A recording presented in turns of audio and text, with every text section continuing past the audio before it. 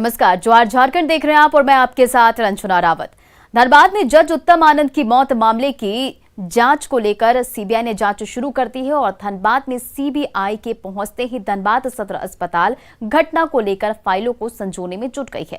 सदर थाना के तमाम अधिकारी गुरुवार की सुबह से ही सजग और सतर्क होकर सीबीआई द्वारा मांगे जाने वाली जानकारी को लेकर कागजात इकट्ठा करने में जुटे हैं।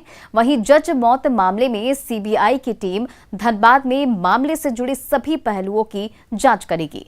बताया जा रहा है कि 20 सदस्यीय सीबीआई की टीम धनबाद में है जो घटना से संबंधित तमाम सबूतों को इकट्ठा करेगी।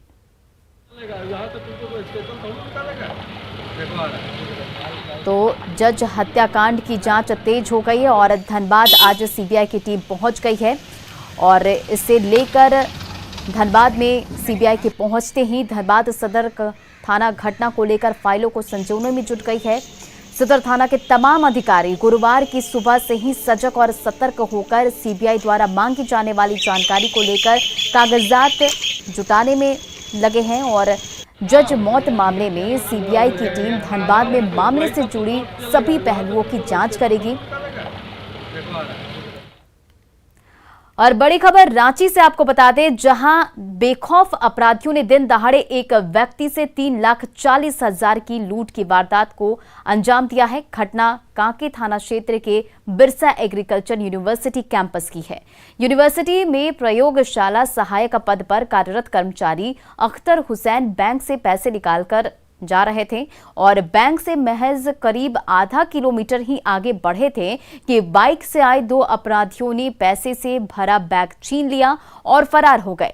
पीड़ित की शिकायत पर पुलिस ने अपराधियों की धरपकड़ तेज कर दी है। बैंक से पैसा निकाल के आ रहे थे और उसके बाद अपना स्टैंड में गाड़ी खड़ा किए। उसके बाद ठीक गाड़ी के स्टैंड से आके एक स्वीपर था, उससे पूछा भैया हमारा पैसा कब मिलेगा बाबू, तो उसको बता रहे थे। उतने में दो लुटेरा आया और हाथ से बैग पटक के छीन के ले भाग गया। ऑफिस में जा रहे थे, इस बीच हाफ किलोमीटर के डिस्टेंस में ही बाइक के द्वारा, काले रंग के बाइक के द्वारा दो व्यक्ति के द्वारा पैसा की छिनतई की गई है। करीब 3,40,000 रुपया उनके द्वारा बताया जा रहा है। धनबाद में अपराधी लगातार घटनाओं को अंजाम दे रहे हैं, वहीं पुलिस इस पर लगाम लगाने में फेल नजर आ रही है। शहर के एक्सिस बैंक के सिटी सेंटर ब्रांच से रियल एस्टेट कारोबारी अभिषेक सिंह ने 5 लाख की निकासी की थी, जिसे उन्होंने कार की पिछली सीट पर रख दिया था। कुछ दूर जाने के बाद दवा दुकान के पास वे किसी काम से रुके और 2.5 लाख रुपए अपने पास रख लिया। इसी दौरान अपराधियों ने कार का पिछला शीशा को तोड़ा और बैग लेकर फरार हो गया। सीसीटीवी में पूरी वारदात कैद हो गई है, जिसमें बाइक सवार अपराधी रकम लूटकर फरार होते दिख रहे हैं और घटना के बाद पीड़ित ने सदर थाने में शिकायत भी दर्ज कराई है। आपको बता दें कि शहर में इन दिनों बाइकर्स गैंग का आतंक बढ़ता ही जा रहा है और 2 सप्ताह में लूट की 4 वारदात सामने आई है, जिसके बाद अब तक इस पर रोक नहीं लग सकी है। वासुदेव मेडिकल के पास रुके, उसमें से 2.5 लाख रुपए हम अपने पास रखे और 2.5 लाख गाड़ी में बैग में रख दिए। 1 मिनट के बाद जब हम गाड़ी की तरफ फिर वापस आए तो देखे गाड़ी का शीशा पीछे का टूटा हुआ है और मेरा बैग गायब है। पीछे गेट का शीशा टूटा हुआ है। कितने बजे घटना हुई? 11:30। कौन सी गाड़ी थी आपकी? स्विफ्ट है। क्या लगता है? जिसको हम वहाँ वासुदेव मेडिकल के कैमरा में देख रहे हैं, उसको हम सिटी सेंटर बैंक में भी हम देखे हैं उस लड़का को। बोकारो के श्रीराम अपार्टमेंट में रात के अंधेरे में 3 नकाबपोश अपराधियों ने दबिश दी। एक के बाद एक 3 फ्लैट का ताला तोड़ा और लाखों का माल बटोर कर ले गए।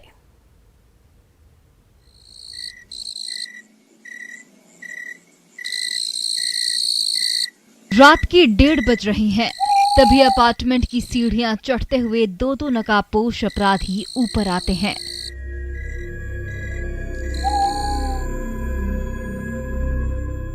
जैसे ही वो मुड़कर आगे जाते हैं, सामने के फ्लैट की लाइट जलती दिखती है।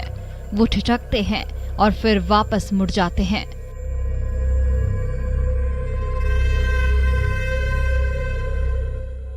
तब तक उनका तीसरा साथी सीढ़ियों के पास इंतजार कर रहा होता है। कुछ देर बाद तीनों नकाबपोश अपराधी सीढ़ियां चढ़ते हुए दूसरी मंजिल पर जाते हैं।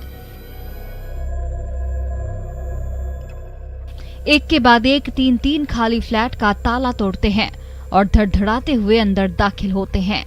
बैग में सारे कीमती सामान भरते हैं, वापस लौट जाते हैं। राम अपार्टमेंट में फर्स्ट फ्लोर में 9 नंबर, इसके बाद सेकंड फ्लोर में 14 नंबर और थर्ड फ्लोर में 20 नंबर। इन तीनों में रॉबरी अटेम्प्ट हुई थी, लेकिन 9 नंबर में वो लोग सफल हो गए। सीसीटीवी कैमरे में कैद इन तस्वीरों को गौर से देखिए ये नकाबपोश अपराधी कैसे बेफिक्र होकर अपार्टमेंट की गलियों में घूम रहे हैं।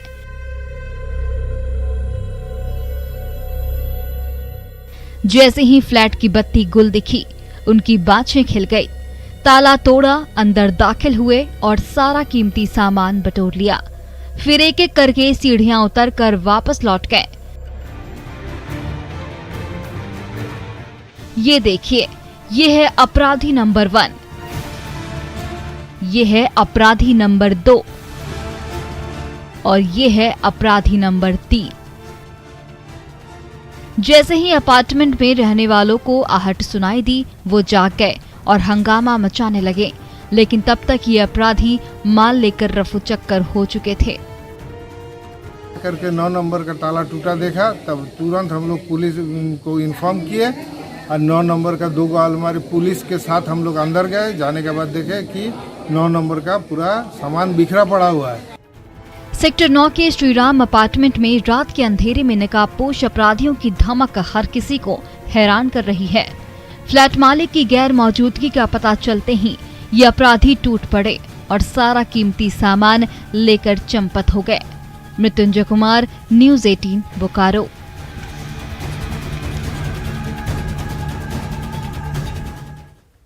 और खबर जामताड़ा से है, जहां बीती रात अपराधियों ने एक काली मंदिर को निशाना बनाया और दान पेटी से लाखों रुपए के साथ कुछ गहने, कपड़े, बर्तन और साउंड बॉक्स मशीन की चोरी कर ले गए। समाहरणालय से करीब 1 किलोमीटर दूर मंदिर का ताला तोड़कर अपराधियों ने चोरी की इस वारदात को अंजाम दिया, लेकिन किसी को कुछ पता नहीं चला। सुबह होने पर सबको पता चला, जिसके बाद पुलिस ने पूरे मामले की छानबीन शुरू कर दी है।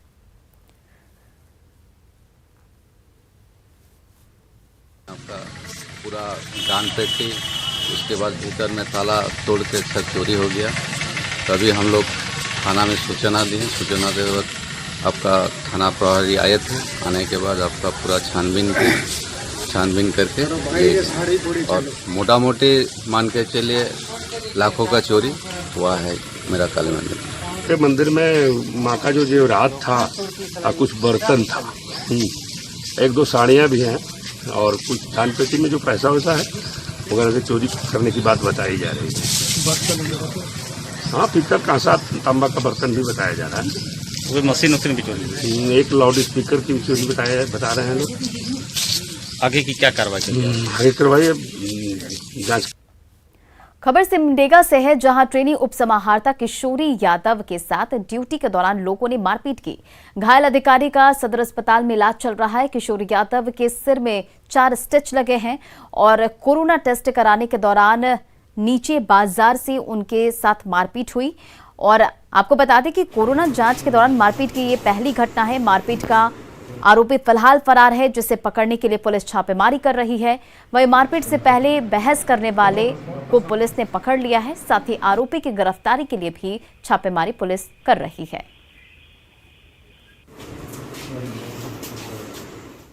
गिरिडीह के खुगरा थाना के एएसआई नितिन झा पर एक शख्स ने मारपीट करने और फर्जी केस में फंसाने की धमकी देने का आरोप लगाया है। एएसआई पर कार्रवाई की मांग को लेकर उस शख्स ने एसपी अमित रेणु को आवेदन भी दिया है। पुलिसकर्मियों पर कार्रवाई की मांग भी की है और वहीं एसआई ने मारपीट की घटना से इनकार किया है, आरोप को गलत बताया है। एसआई ने कहा कि जज उत्तम आनंद की मौत मामले में पूछताछ के लिए थाना बुलाया गया था। जज को टक्कर मारने वाले ऑटो के ड्राइवर के मोबाइल में प्रकाश विश्वकर्मा का नंबर मिला था। दोनों के बीच बातचीत हुई थी। रोहित यादव बुलाया, बोला कि बड़ा बाबू आपको बुला रहे हैं 10 मिनट के लिए। वो तुरंत वहाँ साइन करेंगे, चले आना। उसके बाद वहाँ गए थाना प्रभारी पर, तो हमको पूरा मारपीट करने लगा। बोला कि लड़की का आरोप में है, जो वो लड़की को मर्डर किया है, तू मारपीट किया। गुड़िया देवी का भी घुमाता है, गुड़िया देवी को भी मारपीट कर। तो जो मर्डर का आरोप लगा है, किस लड़की का मर्डर आप पर पुलिस लगा रही है? जो इनका चचेरी बहन है। आपकी चचेरी बहन। हाँ। राज्य के अपर बाजार में फायर सेफ्टी के मामले में झारखंड हाईकोर्ट में एक अहम सुनवाई हुई। झारखंड चैंबर ऑफ कॉमर्स की ओर से दायर हस्तक्षेप याचिका पर सुनवाई के दौरान हाईकोर्ट की ओर से अपर बाजार को जाम मुक्त बनाने और पार्किंग व्यवस्था सुचारू करने को लेकर मौखिक टिप्पणी की गई, जिसमें कहा गया कि बिल्डिंग ट्रिब्यूनल को गठन को पहले पूरा कर लिया जाए और ट्रिब्यूनल के गठित होने से पहले तोड़फोड़ को लेकर कोई कार्रवाई नहीं की जाए। ये भी बोला है कि कोई भी order in accordance with law ही पास होना चाहिए। एपिलेट ट्राइब्यूनल भी बनना चाहिए जल्द से जल्द, ताकि लोगों को अपील करने की भी रेमेडी मिले, उससे वो लोग को डिप्राइव नहीं किया जाए। और तीसरा, कोर्ट ने बोला है कि कंजेशन फ्री होना चाहिए। अगर ट्रैफिक हट जाएगा, सारा जो कंजेशन होता है अपर बाजार में, तो वो हटने से आधा प्रॉब्लम ऐसे ही सॉल्व हो जाएगा। 63 साल पुरानी चिकित्सा संस्था सेवा सदन के भवन को तोड़ने का आदेश रांची नगर निगम के नगर आयुक्त ने दिया। सेवा सदन प्रबंधन ने इस आदेश को गलत करार दिया है और इससे हाईकोर्ट में चुनौती देने की बात कही है। प्रबंधन का कहना है कि सेवा सदन का भवन नक्शा 1980 में आरडीए के पास किया गया और निगम के सामने से पेश भी किया गया, लेकिन नगर आयुक्त इसे नहीं मान रहे हैं। अस्पताल प्रबंधन ने ये स्पष्ट कहा कि मरीजों को भर्ती नहीं करने का आदेश नगर आयुक्त नहीं दे सकते हैं। आपको बता दें कि नगर आयुक्त ने अवैध निर्माण का आरोप लगाते हुए उसे तोड़ने के लिए 15 दिन का समय दिया है, नहीं तो 16वें दिन उसे तोड़ने की कार्रवाई की जाएगी। 1960 में बिल्डिंग बनी थी, 1980 में बिल्डिंग का एक्सपेंशन हुआ था। उस एक्सपेंशन का नक्शा पास है, वो नक्शा हमने जो है नगर आयुक्त के कार्यालय में जमा किया है। अब उस नक्शे का संज्ञान नहीं देकर उन्होंने इस बिल्डिंग को तोड़ने का आदेश दिया है। ये सरासर गलत है। अगर नक्शे में उनको कोई भी कमी बेशी नज़र आती है तो उनको फर्दर कार्रवाई करनी चाहिए। आदेश पारित किया है वो हमारे हिसाब से गलत है, तो उसके लिए हम लोग जो है कोर्ट की शरण में जाएंगे, न्यायालय के शरण में जाएंगे। इसके लिए हम लोग वकील से जो है सलाह मशविरा कर रहे हैं। बीजेपी प्रवक्ता प्रत्युष शाहदेव ने कहा पूरे राज्य में भय का माहौल व्याप्त है। उन्होंने आरोप लगाया कि हेमंत सोरेन सरकार में बुलडोजर राज चल रहा है और गरीब लाचार मजदूरों के लिए बने सेवा सदन को बंद कर दिया गया है और उसे जबरन तोड़ा जा रहा है। उन्होंने ये भी पूछा कि सेवा सदन नगर निगम के अस्तित्व में जाने से पहले ही बना हुआ है, तो फिर इसे तोड़ा क्यों जा रहा है। पूरे राज्य में भय का व्याप्त माहौल है और राजधानी में तो बुलडोजर राज चल रहा है हेमंत सरकार के कार्यकाल में।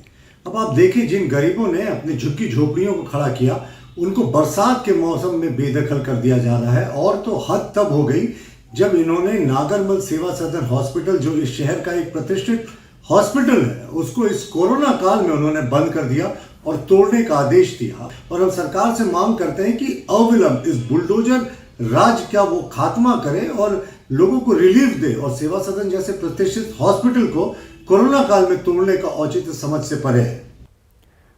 राज्य में अवैध निर्माण पर नगर निगम सख्त नजर आ रहा है। बिना नक्शा के ही भवन बनाने पर नागरमल मोदी सेवा सदन को 15 दिन में तोड़ने का नोटिस दिया गया है। वहीं हीनू नदी के किनारे बसे होटल एमराल्ड पर भी निगम की पैनी नजर है। नदी के क्षेत्र में अतिक्रमण कर होटल का बाउंड्री वॉल बनाया गया था, जिसे हटाने का निर्देश अंचल कार्यालय की ओर से पहले ही दिया गया है। आपको बता दें कि होटल एमराल्ड कांग्रेस के नेता और मंत्री आलमगीर आलम की पत्नी निशत आलम के नाम पर है।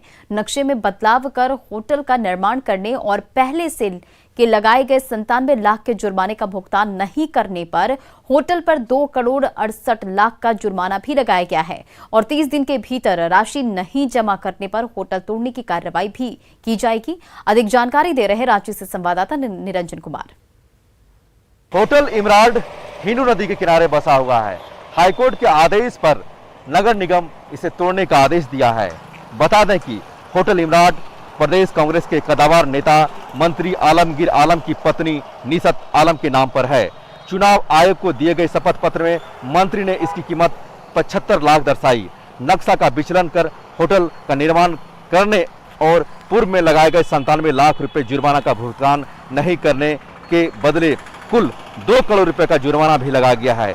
30 दिनों के अंदर अगर इस राशि को निगम में जमा नहीं किया गया तो होटल को तोड़ने की भी कार्रवाई की जाएगी। गौरतलब है कि होटल इमराल्ड के नक्शे की जांच जब की गई तो इसमें पाया गया कि G+4 के इस होटल का केवल ग्राउंड फ्लोर ही कमर्शियल है, बाकी के सारे फ्लोर का नक्शा रेसिडेंशियल पास हुआ है। लेकिन जांच में पाया गया कि बेसमेंट पार्किंग में यह होटल बिल्कुल अवैध है। आपको मैं तस्वीरों के माध्यम से दिखाना चाहता हूं कि यह हिनू नदी का एरिया है और मेरे पीछे जो तस्वीर के माध्यम से देख रहे हैं ये बिल्कुल इसकी जो बाउंड्री लाइन है ये हिनू नदी के किनारे बसा हुआ है। आप देख सकते हैं तस्वीरों के माध्यम से। रांची, निरंजन। कोडरमा में भारी बारिश के बाद गौखानी नदी पर बना पुल ध्वस्त हो गया। बड़की धमराई कांको पथ पर पुल ध्वस्त होने से मंजगावा गांव का पंचायत सचिवालय से संपर्क टूट गया है। वहीं कई पंचायतों के लोगों का आना जाना प्रभावित हो गया है। 20 साल पहले बना ये पुल पिछले साल ही आंशिक रूप से क्षतिग्रस्त हो गया था, जिसके बाद पुल के दोनों साइड डायवर्जन लगाकर भारी गाड़ियों के आने जाने पर रोक लगा दी गई थी, लेकिन मरम्मत नहीं होने से ये पुल इस बार पूरी तरह से टूट गया और पुल के क्षतिग्रस्त होने से अब लोगों के 10 से 12 किलोमीटर के अतिरिक्त दूरी तय करनी पड़ेगी।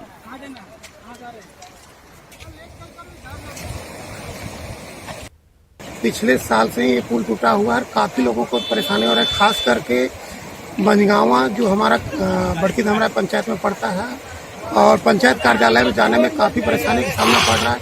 और कांको पंचायत का मुख्य मार्ग क्लियर डैम जाने के लिए चाहे थाना हो या डॉक्टर के पास जाना हो या बाजार जाना हो तो काफ़ी परेशानी का सामना करना पड़ रहा है। घूम के उर्मा हो के जाना पड़ रहा है, जो काफ़ी दिक्कत हो रहा है। खाने नदी बड़की धमराई पंचायत के अंतर्गत है, जो अभी क्षतिग्रस्त हो चुका है लगभग 1.5 वर्षों से, और ये प्रशासन का भी पता है और सरकार को भी।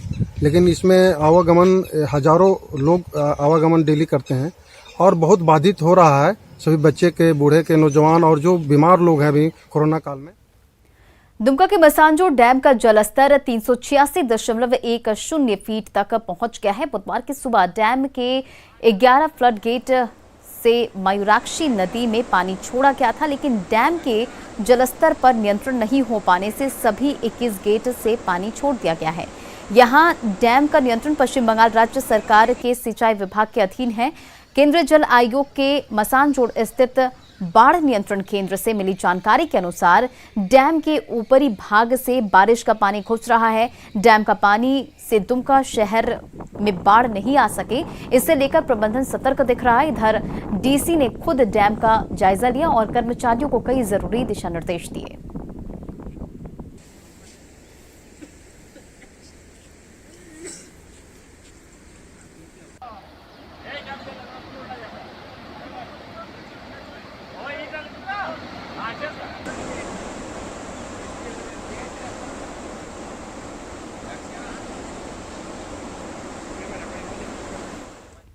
पाकुड़ में कोरोना काल में ही कहीं डॉक्टरों की कमी खली तो कहीं ऑक्सीजन के लिए आपाधापी मची, लेकिन जब दूसरी लहर से निपटने की तैयारी चल रही है तो जिले में डॉक्टर और स्वास्थ्य कर्मियों की घोर कमी है। पाकुड़ में हालात ये हैं कि सदर अस्पताल से लेकर पीएससी और सीएचसी तक 99 डॉक्टरों के पद खाली हैं। कुछ दिनों पहले तक सदर अस्पताल, सामुदायिक स्वास्थ्य केंद्र के अलावा अन्य स्वास्थ्य केंद्रों में 23 डॉक्टर कार्यरत थे, जिनमें से 10 का तबादला कर दिया गया। हालांकि 7 डॉक्टरों का जिले में पदस्थापन भी किया गया है, लेकिन अभी तक किसी ने योगदान नहीं दिया है, जिसमें स्वास्थ्य व्यवस्था और मरीज एक तरह से भगवान के भरोसे ही हैं। ठीक है, हम डॉक्टर स्टाफ की ट्रेनिंग हो गई है और साथ साथ अभी चल भी रहा है, तो किसी और साथ साथ उन लोगों का जो मेडिसिन जो जरूरत पड़ता है उस समय में वो भी मेडिसिन उपलब्ध करा दी गई है। इसलिए तीसरी लहर की तैयारी में कोई दिक्कत होता है हम लोग, तो हम लोग तैयार हैं उसको अच्छे से। और चलिए अब देखते हैं झारखंड 2020।